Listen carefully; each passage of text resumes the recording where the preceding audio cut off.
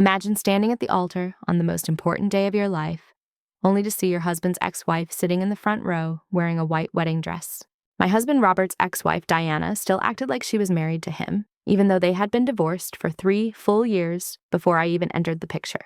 She held onto a key to his house like it was a sacred relic and would let herself in whenever the whim struck her, day or night. She didn't just visit, she took over, rearranging his furniture, doing his laundry, and stocking his fridge with the specific food she decided he should eat. When Robert and I finally got married in January, Diana showed up to the ceremony in that white dress and sat exactly where the mother of the groom was supposed to be. She told everyone who would listen that she was there to support Robert through this difficult transition and reminded them that she would always be his first and real wife. She even stood up during the ceremony when the officiant asked if anyone objected, just to remind Robert that their vows were forever, regardless of what the law said. Robert told her to sit down and be quiet, but she spent the rest of the ceremony crying loudly and recounting their wedding from 15 years ago to everyone in the pews. At our reception, she gave an uninvited speech about how she had shaped Robert into the man he was today and told me I should be grateful for her hard work. She looked me right in the eye and thanked me for taking care of her husband temporarily while she focused on herself. I was too shocked to respond at the time, and Robert just looked embarrassed but didn't actually do anything to stop her from talking over our special moment. The day after we returned from our honeymoon, I walked into my own kitchen to find Diana standing there, making breakfast as if she lived with us. She told me she knew Robert liked his eggs, over easy on Sundays, and assumed I probably didn't know that yet because I was still new to his life. She had used her key while we were away to clean the house and had thrown away all of my personal belongings that she deemed inappropriate for Robert's home. She said Robert had specific standards that she had maintained for 15 years, and she felt it was her duty to help me learn how to meet them. When I told her to leave immediately and demanded her key back, she laughed in my face and said Robert had given it to her, so only he could ask for it back. Robert came downstairs, and instead of demanding the key or setting a firm boundary, he simply asked her to call before coming over next time. He actually told me that Diana meant well and was just having trouble adjusting to the massive changes in their long-standing dynamic. That was the moment I realized that if I didn't take control of the situation, my marriage would always have 3 people in it. Diana started showing up every single morning at 6 o'clock to pack Robert's lunch because she claimed he had never eaten properly without her professional guidance. She would walk into our bedroom while we were still in bed just to ask him what he wanted for dinner that night, completely ignoring my presence. She told the entire neighborhood that she was training me to be a proper wife because being married to Robert was a full-time job that required years of experience. She even started addressing her own mail as Diana Wheeler Roberts, despite having legally returned to her maiden name, Jameson, years ago. When packages arrived at our door for a Mrs. Roberts, she would claim them before I could, insisting she was the original and would always be the only one. She joined our local gym and timed her daily workouts to match Robert's schedule, claiming that their status as workout partners was a bond that divorce couldn't break. She would follow us to restaurants on our date nights and demand a table right next to ours so she could supervise our conversations. She told the servers she was Robert's life partner and referred to me as nothing more than the current legal wife or the temporary assistant. She would even send food to our table that she had ordered herself because she claimed she knew what Robert really wanted better than he did. The breaking point came when Diana decided to throw a massive 15th anniversary party for her and Robert's defunct and long-dead marriage. She sent formal invitations to all their old friends, claiming they were celebrating an enduring bond that transcended mere legal status. She rented an expensive venue, hired a professional band, and expected Robert to attend as her date while she wore her old wedding jewelry. She told me I could come as a guest if I wanted to see how real marriages were celebrated by people who actually knew what they were doing. That was the day I decided Diana needed a very expensive and very public lesson in what being divorced actually meant. I started by changing every single lock on the house and installing a high-tech security system with facial recognition that alerted the police to any unauthorized entry. When Diana showed up with her key the next morning, she was trapped outside, frantically ringing the doorbell while I watched her frustration on the camera feed. I finally answered the door in my robe and told her Robert was busy with his actual wife and that she would need to make a formal appointment to see him. Then I spent the entire afternoon calling every vendor for her delusional anniversary party and canceling every single contract she had made. I explained to the venue management that Diana was mentally confused and was attempting to throw a party for a marriage that ended years ago. They were incredibly sympathetic and refunded the deposit directly back to Robert's account since she had used his credit card without his permission. The band was horrified to learn they had been hired for a divorced woman's fake anniversary, and they agreed to cancel the performance immediately. I then sent a mass message to everyone on the guest list, explaining that Diana was struggling with reality and that we were deeply concerned about her mental health. Next, I went to the gym and moved Robert's membership to a different location, informing them that his ex-wife was actively stalking and harassing him.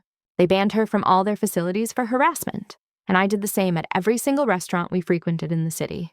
The real blow came when I contacted Diana's actual boyfriend, a man named Mark she had been dating secretly for over 6 months. I introduced myself as Robert's wife and told him he deserved to know exactly where his girlfriend spent her mornings while he was at work.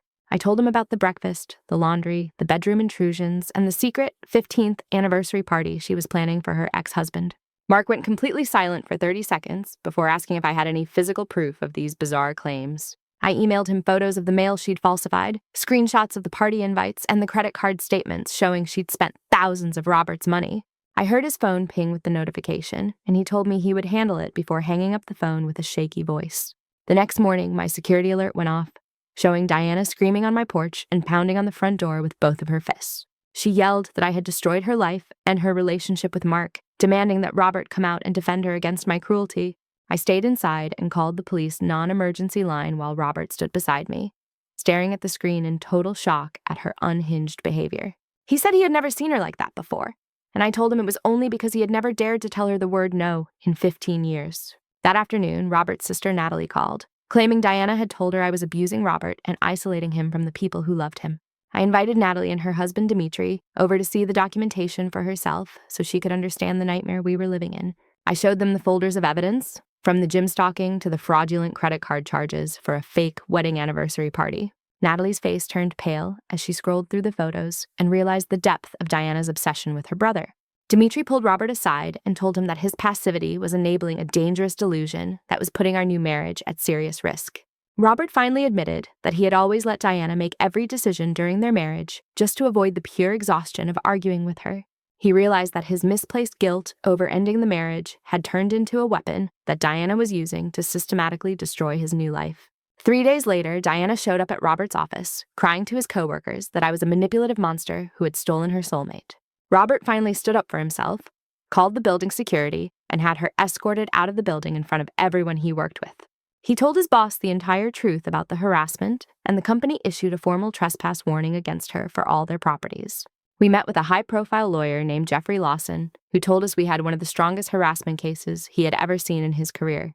The trespassing, the stalking, and the credit card fraud were more than enough to secure a permanent restraining order from a judge. A process server delivered the temporary order to Diana, and she reportedly became hysterical, claiming the law couldn't break a spiritual bond between twin flames. The order legally prohibited her from coming within 500 feet of our home, our jobs, or any location where we were present. While we waited for the final court date, Robert started seeing a therapist who specialized in codependency and learning how to set healthy boundaries. He practiced how to say no without apologizing or feeling guilty, and he told me he finally felt like he could breathe for the first time in his life. We even discovered during a casual conversation that Robert didn't even like the breakfast eggs Diana had been forcing on him for over a decade. He actually loved blueberry pancakes, a small detail that made us both realize how much of his own identity he had surrendered to her control. Our mutual friends started coming forward one by one, apologizing for staying neutral while Diana stalked us at restaurants and public events. They admitted they thought it was just unfortunate divorce drama until they saw the restraining order and realized it was actually a crime. One friend even admitted she had seen Diana following us months ago, but didn't want to get involved in what she thought was a family matter. The credit card company finished their investigation and ruled that the $4,000 Diana spent on her fake party was indeed criminal fraud. They demanded she pay every single cent back immediately, a financial blow that finally forced her to face the reality of her desperate actions. Seeing that money returned to our bank account felt like a small but significant victory in the long war for our peace of mind. At the final court hearing, Diana showed up in the exact same white wedding dress she had worn to our ceremony, still clinging to her fantasy world. She told the judge that our marriage was just a temporary phase, and that she and Robert were soulmates connected across multiple lifetimes. The judge looked at her with a mixture of pity and sternness, telling her that her disconnect from reality was deeply troubling to the court. He granted a 3-year restraining order and ordered her to return every key and piece of Robert's property within 7 days or face jail time. He warned her that any further contact, including social media posts tagging us in photos or messages through friends, would lead to immediate arrest. When we walked out of that courtroom that afternoon, I felt a massive weight lift off my shoulders that I hadn't even realized I was carrying. For the first time since our wedding, I felt like the house we lived in was actually ours, and not a museum dedicated to his past. Diana eventually moved to another city, 6 hours away, to start over, finally realizing that the gates to our life were permanently locked and guarded. She sent one final letter through her lawyer stating she was seeking treatment, which was the best news we had heard in months. Robert and I rebuilt our home on a foundation of clear boundaries and honest communication, making our bond stronger than it ever could have been otherwise. We still have the high-end security system and the reinforced locks, but now they are just practical tools rather than a source of constant anxiety. I learned that love is absolutely worth fighting for, but sometimes that fight requires a lawyer, a security team, and a whole lot of personal courage. Robert is now the man he was always meant to be, making his own choices and enjoying his blueberry pancakes every single Sunday morning. He no longer looks over his shoulder when a car pulls into the driveway, and he finally has the confidence to speak his mind without fear.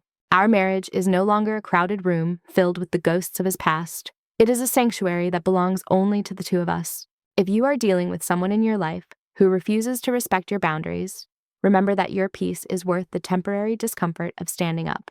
The truth will always set you free as long as you are brave enough to speak it out loud and take the necessary steps to protect your happiness. Your life belongs to you, and no one has the right to treat your home like their personal playground or your marriage like their second chance. We are now planning our first real anniversary trip, and this time there won't be any uninvited guests or white dresses in the front row. I am finally the only Mrs. Roberts in this house, and I intend to keep it that way for the rest of our lives. Thank you for listening to my story, and I hope it gives you the strength to lock the doors on your own past if it ever tries to walk back in. Always remember that you are the architect of your own boundaries, and you have every right to decide who gets to walk through your front door. Stay strong, stay vigilant, and never let anyone's delusion become your daily reality.